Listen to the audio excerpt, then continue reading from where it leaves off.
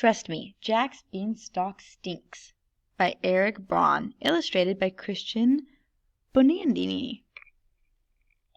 People think it's easy being a giant. You get to be rotten, grumpy, and loud. You're big and tough, you have gobs of treasure, and nobody tells you to behave. Giant life is no picnic, though. It's hard to find shoes that fit. My knees hurt from the weight of my huge body, and I'm always hungry. Always. But the worst thing? Humans. Humans are part of a balanced giant breakfast. But when you're not eating them, they're a real pain. Sometimes they laugh at me behind my back. They call me stinky and fatso, and they ring my doorbell and run away. Ha ha ha. Very funny. This boy named Jack was extra bold. He came up through the clouds one day while I was out gathering a small breakfast. He tricked my wife into feeding him and then hid inside my house. I mean, come on. Would he hide inside a human's house? That's a crime. Well, he didn't trick me. I could smell him. He smelled delicious. Fee, fi, fo, fum, I said. In giant, this means something like, go on home now. I promise I won't eat you. But he stayed in his hiding place, the little rat. Maybe you still smell that kitty casserole from supper last night. After breakfast, I took a nap, like I always do. Eating makes me tired. And when I did, Jack stole a bag of gold. Humans, nutritious and sneaky. Sometime later, Jack came back again. And again he tricked my wife into letting him inside.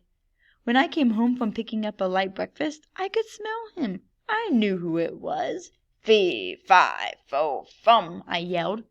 This can also mean, give me back my gold and we'll call it even. I definitely won't eat you. Maybe you still smell the little dude stew from supper last night. But he didn't come out. Just like before, I ate my meal and tried to forget about Jack. I relaxed with my goose, the one that lays the golden eggs, and soon I took a little snooze. Of course that pesky boy couldn't let a guy rest. You know what he did? He stole my goose. My goose! The lousy, no-good, miserable thief! The last time Jack came around, I called out, fee, fi, fo, fum. This can even mean, darn it, I'm really angry now. My wife and I searched but couldn't find him. I kept looking, but soon I got hungry. Big surprise. After breakfast, I enjoyed some lovely music. My golden harp sang to me, and the sound was even sweeter than boyberry pie. I rested my eyes a bit. I had finally forgotten about Jack. The next thing you know, my harp is calling, Master, Master! Jack was running off with it, and I thundered after. I almost caught up to them, too, but they disappeared into the clouds. And there it was, a big beanstalk. Jack was climbing down it.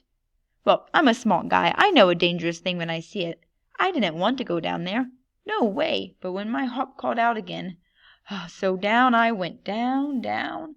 That stalk was wobbly, but I kept going. Then the beanstalk shook once, twice, then toppled over. Jack had chopped it down with an axe. I fell and broke my crown. That's an old-fashioned way of saying I whacked my head real good. Even if you're a big, tough giant, that hurts. My wife said I should forget about Jack. But sometimes I still look through the hole in the clouds. Jack and his mother got rich selling golden eggs. They fattened up nicely, and Jack got married. My golden harp sang at the wedding. It was a lovely party. I tell you one thing. Someday when my crown feels better, I'm going down there to get my stuff back. Well, maybe I'll grab lunch while I'm there, too.